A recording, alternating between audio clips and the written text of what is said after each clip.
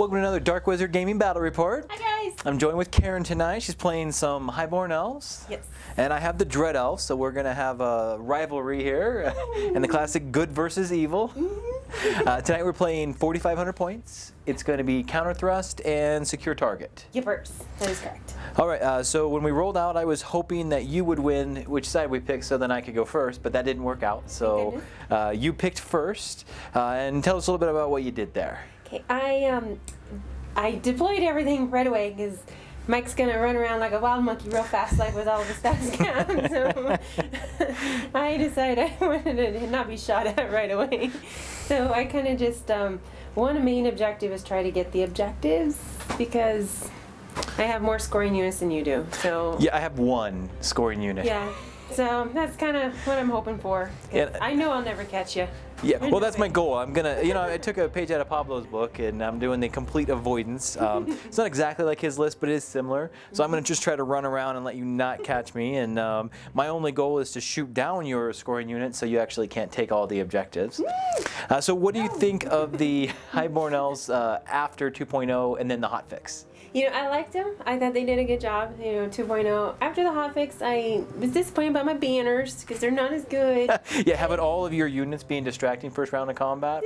Yeah. That wasn't as much fun for everybody else. Well, for me, it was just dandy, but And then my hereditary spell is not as good either, I don't think. So. They hit that one pretty hard, and I do think it needed to come down. I don't know if it needed to go up as high in casting value, and then also after your after your armor before special saves. But I think they did a good job on balancing it. Yeah. Afterwards. And I'm always that type of person that that's what the rules are. So that's how the cookies crumble. So who cares? I'm gonna have fun with it no matter what. Well, I think you've got a good list here. You've got enough shooting. If I can't get rid of it, it will definitely hurt me because I don't have that many models, and if you really start hitting me, it'll go poorly. On the Dread Elves, like we talked about, I'm doing the complete avoidance list. Right now, I think the Dread Elves are still hurting. They're not. They have to get them a little bit better to really be competitive. Yeah. But this is going to be a fun one for me to run around and just harass people. So I'm looking forward to seeing if I can actually shoot down enough of your stuff and keep you from catching both scoring at the end. I'm sure you'll do just fine. All right. Well, hope you guys enjoy. First up is my High Prince, and he's the master of the Canrig Tower. He is my general. He has paired weapons, a hero's heart, longbow, dragon forged armor, and his armor save is a 2-up and his Aegis is a 4-up. My commander is a Queen's Companion. It's my battle standard bearer. He has a spear and a longbow, and he has the protection of Dorak and is carrying the flaming standard.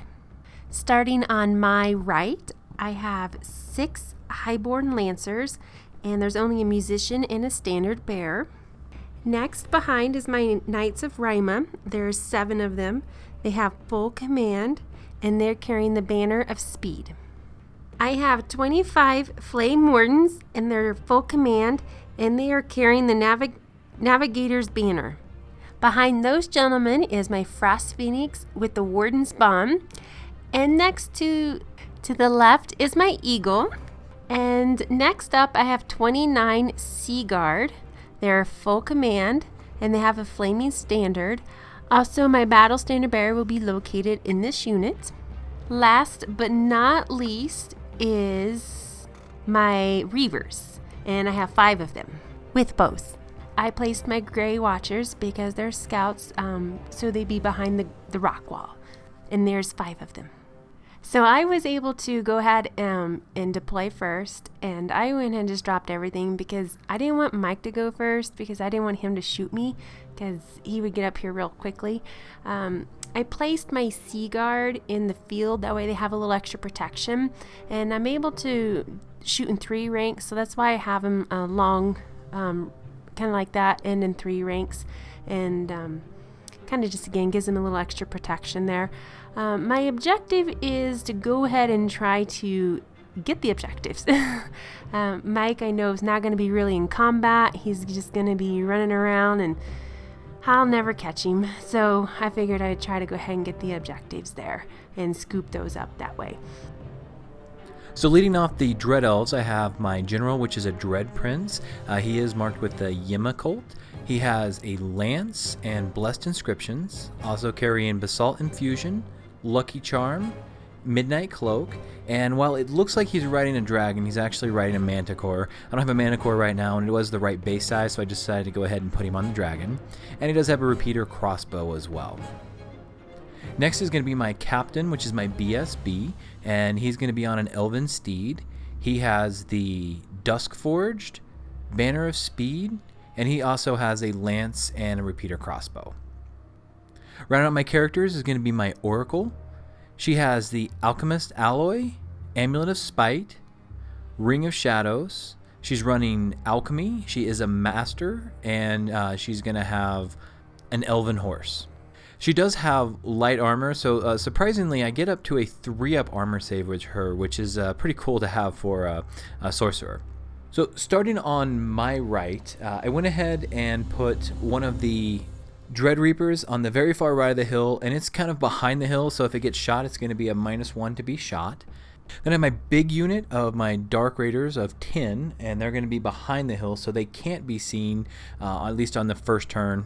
When Karen, since she got first turn, I didn't want her to go ahead and shoot them off, and at this point there's no reason to really go ahead and vanguard up. I'm just going to stay back and then move up next. With all of my Dark Raiders, it's just going to be the Dark Raiders with shields and crossbows. So just to the left of them, there's going to be another unit of 9 Dark Raiders, and in front of that, there's going to be another Dread Reaper, again, just kind of on the back side of that hill, so I get some cover when I get shot. Moving over is going to be my big unit of Dread Knights. There's going to be 10 of them, and they have the Banner of Blood. Then you'll see my general on the Manticore, and moving over, I'm going to have the unit of 7 Dark Acolytes, and in there's going to be both my Oracle and my Captain for right now. We'll see how that works. One of the things I'm really disappointed at is my character, Oracle, cannot get light troops with an elven horse at all, which I think is wrong. I think we should be able to do that. So if they do need to do any moving around, I may have to go ahead and pull her out of the unit so they can move a little more freely. And then coming clear over to the left, I've got another Dread Reaper, and then I've got a unit of Dark Raiders, which is going to be my 3rd unit of those. I went ahead and put these over here because I'm not sure what Karen's going to do with her cavalry, but I want to have these Dark Raiders so where I can at least redirect one of them if I need to. And the way that I placed both of my sets of Dread Reapers, it's going to be hard for Karen to move up very far with her cavalry and then not give me a flank at least on one side or the other. And with ignoring armor and being able to do wounds, from the side on 3s with these, that's going to be something she's going to be pretty scared of. Since she did go first, I went ahead and just deployed back like I talked about earlier, and this is really a first strike army, so I wanted to be up there right away, but I'm going to let her go ahead and do the first round. She doesn't have a lot of damage on her magic.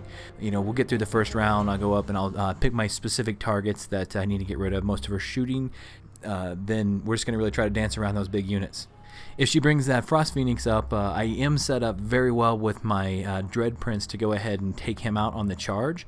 The Midnight Cloak giving me the multiple wounds D3 is something that'll be pretty nice. And with the Yima, he is pretty quick on that, so being able to get the 9 on that for the charge, that'd be something that she'll have to keep that Phoenix back a little bit.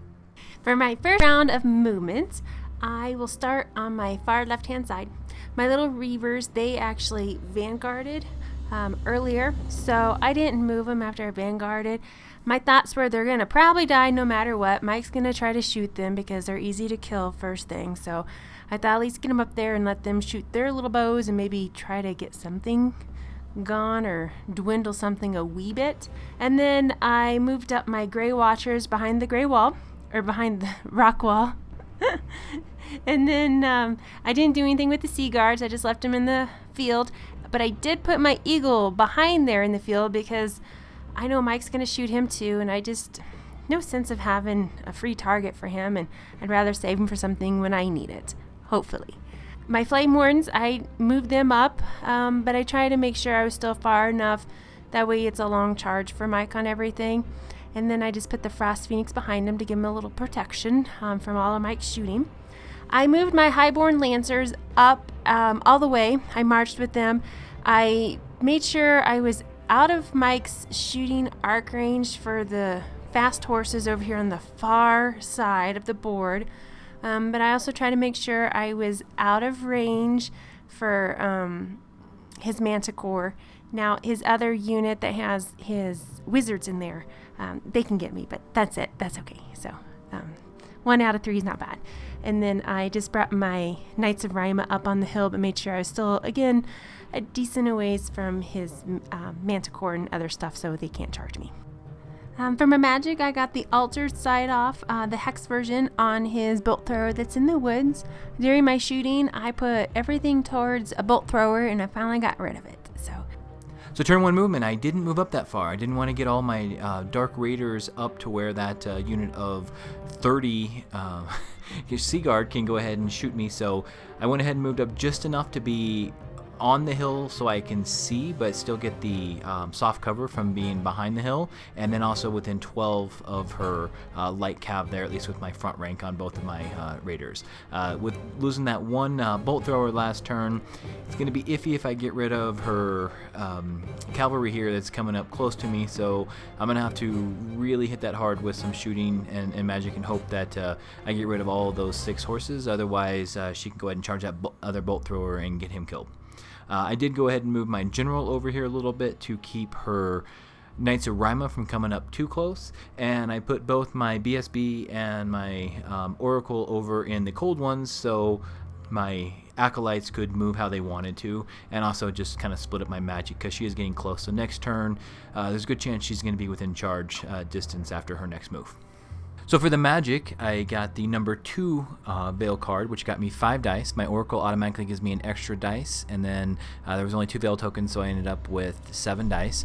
I did only get 1 spell off, but that did take out 5 of her Highborn Lancers, and then I was able to kill the last one in the shooting phase from my general shot. I did all of her Reavers with both of my Dark Raider units, and then I was able to take out 2 of her Flame Wardens with my other Raider unit, which I placed them on the hill. I thought I was going to be shooting the other people. I would have changed that placement a little bit. And then my Bolt Thrower did get 2 of the Grey Watchers. I was really hoping to get a couple more of those, but overall I really can't complain about my shooting taking off 2 units and a couple of Grey Watchers. And I'm hoping there's no combat all game, so we'll move on to Karen's next turn. During my movement phase, I moved up my Knights of Rima all the way up as close as possible to the forest so I didn't have to take DTs. My goal is I want to get Raven's Wing off so I can get rid of his bolt thrower, or at least try to drop some stuff on it. Fingers crossed, because otherwise they're going to die. The only other things I moved was my Frost Phoenix and my Eagle, because Mike's ponies I think are going to come after my Seaguard, because I don't think he likes my shooting either, so I try to position it for maybe next time. My magic was really good. I got Oaken thrown off, and then I also got my Raven's Wing off, which I wanted. I didn't do as many wounds as I'd hoped against the bolt thrower, but that's okay. I got it off, and at least I'm out of now his view, so my horses are fine. My shooting was super good. End up getting rid of one of his bolt throws on the other far side of the table, and then he didn't pass his leadership on one of his units of horses, so Mike had some really bad luck even after his reroll, and then they fled off the table. So it was good for me, but really bad for Michael. Alright, Dread Elves turn 2, so a lot happened on this turn.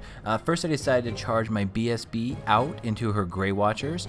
She did smartly decide to flee, however unluckily for Karen, she only rolled a 3 on her flee, so I handily caught them. I decided to go ahead and just leave them right in front of those spearmen. She's probably going to shoot me instead of charge me, I'm not for sure. I'm going to just pray that he actually holds up and lives through that.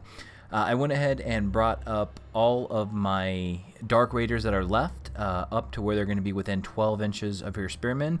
I know she's in that field, but I really got to just try to nuke that unit because they're going to pick me off one at a time. And so I'm going to go ahead and shoot with everything and really try to magic that. I did bring my Oracle up and put it in the Dark Raiders as well, so she could magic them. And I also brought up the Acolyte, so she can't see me with her Flame Wardens, but they can still go ahead and magic everything as well. I'm pretty sure my Dark Raiders over here are going to get charged by the Frost Phoenix, but hopefully I'm far enough away that I can flee and get away from that. Over here by the Bolt Thrower, I didn't see how I could really magic off her Knights of Rima, because the alchemy spells are all going to be flaming, so she's going to get a lot of saves against that. So I went ahead and brought my general on the backside, so I can, unless she does the spell to move them again, I should be able to, if she charges the Bolt Thrower, go ahead and charge them in the rear. And I brought over my Raptor Riders, so they could, my Dread Knights can charge in the front if she does go in there. So with a combo charge front and rear, I should be able to go ahead and clear those off. So I got the number 1 card, so I still got a really low magic phase this turn. Karen got rid of Ice and Fire, and then she was out of dice, so I went ahead and got off the big version of the Molten Copper. I did roll 7 wounds, so that's a good start on the unit. Alright, so for shooting, I put everything into the Sea Guard, and with all my shots, I ended up getting 6 wounds. That field is really hurting me at that -1. She did pass her panic check, and then I did take off 1 of her Knights of Rima with my general shooting, and the Bolt Thrower was too scared, and he messed with everything. My Frost Phoenix charged his unit of Dark Raiders, and he decided to flee. I needed an 11 to catch them. I had absolutely nothing else to do, and I thought, I'm going to try it because if I get 11, why not? But I didn't, so they're still running. For my other movements, I moved my Eagle up there in front of his other Dark Raiders because I wanted to march block all of his other units. And I brought my other big unit of Flame Wardens over here because I want to try to take the objective. So that's the reason I'm scooting this direction. And my Knights of Rima, I went ahead and brought them out. That way I'm out of sight of his Manticore. But I'm hoping to also get that other spell off again. Magic time. I had to recast my Oaken Throne because Mike used one of his dice to get rid of it. So I got Oaken Throne off, and then I also got the Altered Sight off against his Dark Raiders. He saved all of his dice when I did Raven's Wings, so I didn't get it off, dang it. But that's okay. Shooting was very short and quick. I shot all of my things into his Dark Acolytes. I only got 2, but he managed to pass his leadership. So it was tempting to do some charges with my movement phase, but I decided to not charge and do the smart play. I did go ahead and rally my Dark Raiders, thank goodness, because they were just outside of the General's 18-inch bubble, and they would have ran right off the board. They went ahead and ran on the other side of the Flame Warden, so hopefully I can either shoot them or, if I really need to, shoot the rest of those Sea Guard. I'll see what happens with magic and the rest of my shooting. I did go ahead and bring my General over as far as he could get, so he would give everybody leadership so everybody else could march, and that worked out pretty well. My other Dark Raiders were able to run around the side. I brought my Dark Acolytes up to go behind the wall, and then I just left my BSB where he was because he's given a nice BSB bubble, and I'm pretty sure she really doesn't want to charge me on that. I also turned my Dread Knights around and started moving them up so they can start taking the objective. The way it's looking to me now, Karen's going to get 1 objective, and hopefully I can get the other objective. I did want to have my General over here close enough too, so if she brought her Frost Phoenix over to deal with my Dread Knights, that he could go ahead and charge him. Alright, so I had a really big magic phase that did almost nothing. I got the Silver Spike off on the Frost Phoenix, except for I failed to wound. Then Karen got rid of the Molten Copper. However, I got Ice and Fire off, and I only rolled 3 on the dice and only killed 1. So that was pretty disappointing. And then I did go ahead and put the Altered Sight on the guys that she'd put Altered Sight on, so I canceled that out, so at least they're hitting a little better. So I'm going to really hope that my shooting does better than my magic did. So I put all of my shots into the Sea Guard. I ended up killing 6 more of them, but she saved her panic check. And I did try to shoot the Knights of Rima in the rear, but failed to hit with a 2, so no good there. So off to Karen's turn. During my movement phase, I arranged my Sea Guards so that they would be charged in the front, and otherwise I was going to get charged in the rear and multiple angles, and I didn't want that. Everybody else, I just kind of angled them so they have a better range of view of everybody. And then I did back up my Flame Warden so they're just a wee bit closer and within 6 inches of my objective. I had a really good magic phase on my round 4. I got off Awaken the Beast onto my Sea Guard, and then I also got the Raven's Wing off, and so I managed to finish getting rid of his last bolt thrower, so they're all gone. Shooting, there was nothing. Mike saved everything, so all of his people lived. So for my movement, I went ahead and moved my Dark Raiders around to the one side of her Sea Guard, and then I also brought my BSB up to where there's over there as well, where they can't be seen to charge by anybody. I went ahead and brought all of my Dread Knights as far over as I could. I didn't want to get a rear charge from her Knights of Rima. I tried to march my general, but he failed his march check, so he just got out of line of sight of the Knights of Rima. And then with her getting that spell off, put the Knights of Rima over here. My other Dark Raiders, there really wasn't a good spot to put them, that I wasn't going to end up getting bounced around on the charges or end up going through one of my other units that maybe would flee without my general leadership. So they just went ahead and ran behind her unit of Flame Wardens. It's not going to do much good to shoot them, but I felt it was better just to go ahead and save that unit than lose them. Alright, really bad luck on my magic phase. I had a lot of dice. I had 10 power dice. However, I only got 1 spell off, the Ice and Fire, which did make her unit panic, but then I missed all my other casting rolls by 1, except for the one that Karen had all her dice for and got rid of it. So, and I didn't even have fizzles on them, so I didn't even get any of the ones back. It was just really unlucky rolling. Shooting, I killed 4 more of her Sea Guard. They're still fleeing, but now they're going to need a 5 to rally. I put 1 wound on the Eagle, and that was it, because with them fleeing, I didn't have a lot of other shots. So we realized I left my Oracle in the Dark Riders and did a free reform move with them, so that was definitely bad on me. We were trying to figure out what we should have done differently on it, and we just decided to go ahead and leave them in the Dark Riders. It's getting late. I definitely forgot that, but in the future I'll make sure that she doesn't do any free reforms with them while she's in the unit. So we're at the top of round 5, and I didn't have any charges because Michael made sure he stayed out of my arc range on everything, so I really had nothing to do. My Sea Guards, they didn't rally, so they ran off the board. So they're long gone, along with my BSB. And all I did really for my movement was brought my Eagle up so he be march blocking 2 of Mike's units. And then I did not pass my leadership because I was march block with my Frost Phoenix. So I just kind of scooted him back a little bit because I wanted to make sure I was out of the Manticore's line of sight. And I didn't want anything to happen there. For my Knights of Rima, I scooted them up probably 2 inches is all, but just to make sure I was not in the arc range for the Manticore. And then I didn't do anything with the Flame Wardens because I just wanted them to stay there for the objective. I had a very successful magic phase. I got to just admit and toot my little horn here. This Raven's Wing is just a hoot and a holler. I just like this little magic thing. So I got it off. Unfortunately, Mike rolled really low, which was good for me, but so I got it off and I got rid of some of his Dark Riders, and then I did the Quicksilver Lash on his Dark Riders, and I ended up getting rid of 6 of them. I got rid of 6 of them, so that was pretty good. All right, so I had 1 charge. Karen did put her Eagle back in front of my BSB after her Raven's Wing, so I was lucky enough there to go ahead and get a charge on the Eagle.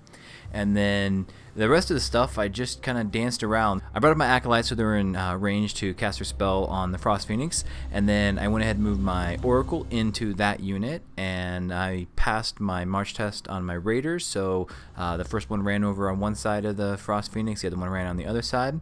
I turned around the Dread Knight, so if Karen does come up to take that objective, I will get a charge off on her, and that should go pretty well for me against her knights.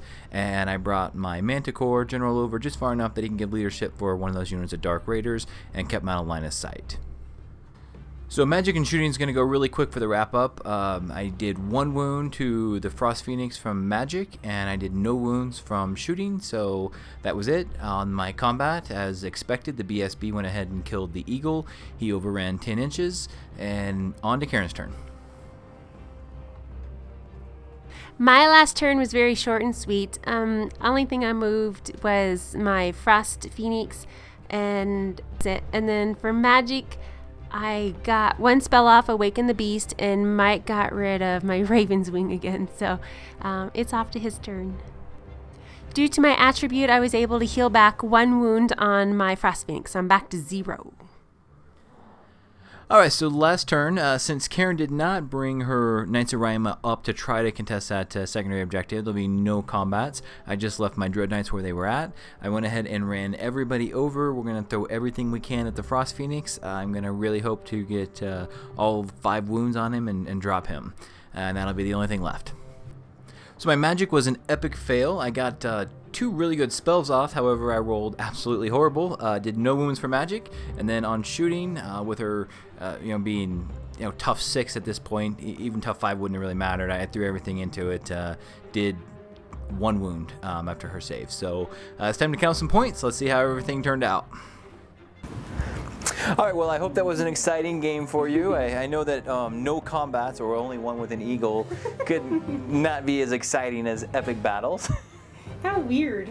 This is your first time playing against the Dread Elf Avoidance list, isn't it? It is, and it's the first time when you made the comment I only had 1 battle, I'm like, no way, and then I'm like, oh, that's just weird. And it was epic between my BSB and your eagle. It was, yeah. So I think that both of us, after doing this game, would have done some things differently. I felt like my Manticore, I had horrible positioning through most of it. I wanted him to do at least something, and I didn't even keep him over for my leadership when I needed it. That's true. I know some of yours didn't work that well. Your spells, the Raven's Wing, surprisingly was by far your best. I loved it. I like that little bugger. I wish I could have that in everything. I think that I should have kept my Dread Knights much farther from your caster, because then I could have always gotten rid of Raven's Wing. Well, not always, because I still tried to stop it sometimes, but I was still worried about you zapping them with your alchemy spell. Yeah. And if I would have just moved them over, they could have scooped in and captures the objective later. Right. So I shouldn't have left them there. Your shooting was really good on fire the first couple, I mean, just dropping bolt thrower after bolt thrower. Yeah, once you did a good job of getting rid of my sea guards. It's getting late, isn't it? It One of is. us can talk. Can't talk. Plus a little alcohol anyway. But it was really smart of you to get rid of them. I mean, because that was... And that actually made the difference like between a draw. Points or something. It was over 1,000 when you figure your BSB points in there. Totally. And I ended up going with a 13-7, so the Dread Elves did take it because we tied on the objectives. Yep. And I had to stop them too because I didn't want them to be able to come up and contest an objective, so I had to throw everything at them. You did. You kept your Manticore in them at just the right angles where I couldn't bring up my Knights of Raima because I was going to get charged if I did. Yeah. Because I wanted to try to contest that objective, but you did a good job of keeping me out of it, so that was good. So, but I'm happy I got a small tushy whooping today. Not as big. I personally like my other list better, where it's more combat orientated. But I wanted to try this one, But it was fun and different. Yeah. I guess I don't know. I like different stuff. I think you have a very solid list. Your magic, surprisingly having a general who's a fighter and a magic, I mean, he has a lot of spells. Yeah. A little bit of everything that you need, plus at a -1 for him to cast all of those, you're able to get quite a bit off, and you're able to heal back your stuff too. Right. So I feel like your magic was really good there. It's just unfortunate you didn't have a lot to deal with my running around and shooting. Yeah, that's okay. So, and we do want to let you know that we'll be running Mayhem in the Mountains. Yeah. That's going to be, what, September 22nd and 23rd. All right, and that's going to be here in Denver, Colorado. So Saturday and Sunday. if anybody's thinking about what tournaments they should be doing this year, definitely come out here to Colorado, enjoy the scenery, and play some Warhammer in the Mountains. We would love to meet everybody. Absolutely. You guys have a great day. Thanks. Have a good one.